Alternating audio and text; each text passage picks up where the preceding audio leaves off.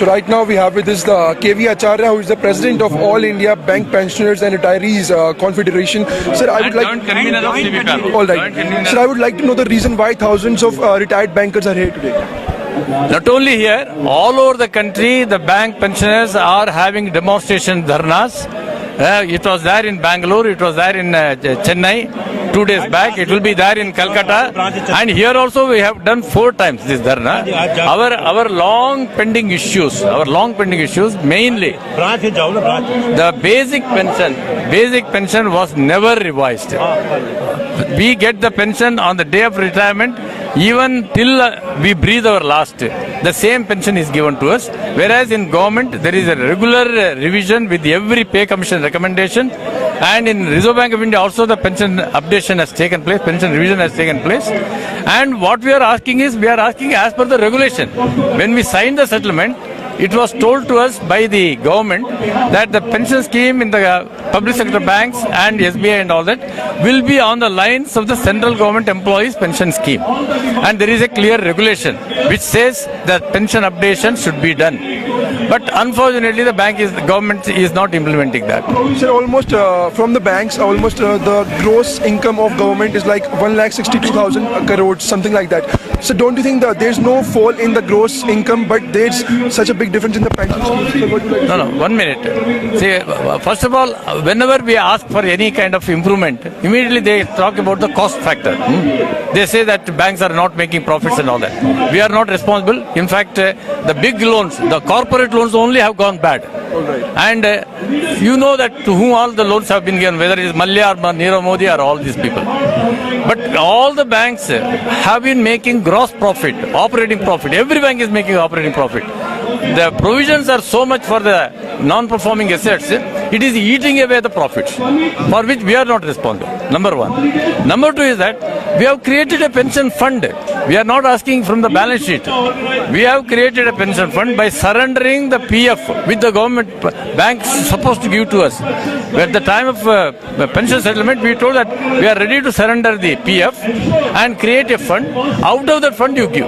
Now the banks have got 3 lakh crores pension fund, including State Bank of India. So any of our demand, whether it is family pension improvement or basic pension improvement or 100% DA, everything can be easily given out of the pension fund which belongs to us. It is our money.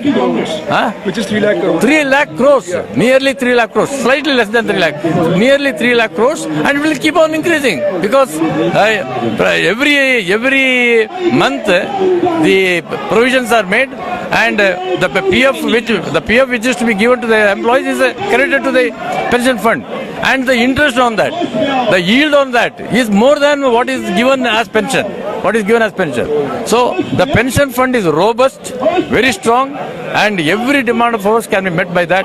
But unfortunately, they are getting into unnecessary excuses, alibis, and giving some unreasonable reasons to our reasonable demands, and unnecessarily forcing us to go to the courts.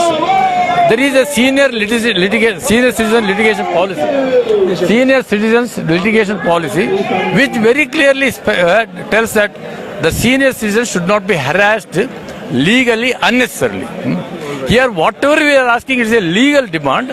It is there as per the regulations. And to get that, if you have to go to the court and then fight right up to the Supreme Court, spending money from our pocket, the banks will engage their own lawyers, paying lakhs of rupees. We don't have that money to fight. So did you give any notice to the court before? We have met the finance minister.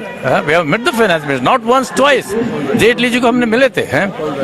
Then we had gone to the IBA, Indian Banks Association. We had met them. We had explained to them.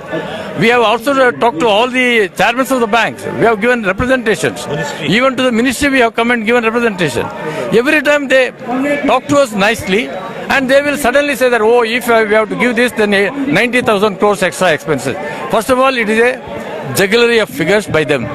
First of all, it is not a correct figure. We are ready to sit with them. The actuarial investigation, if it is done, we are ready to come with the figures, and we can very well prove that within the funds it can be given. So, let there not be an impression that by giving, meeting our demands, the balance sheet will be affected. Balance sheet will not be affected because the funds we have created so much, and these funds belongs to us. Our money we have given. So our only this one is that at least now this government which says sabke saath sabka vikas, that is saath, what is it? But ultimately the banks which have contributed so much for the economic development of the country. I was telling that at the time of nationalization there were hardly 8,000 branches in the country. Now 1,65,000 branches, and we are working in the remotest areas, in hardship centers, in insurgency infested areas, even in the borders.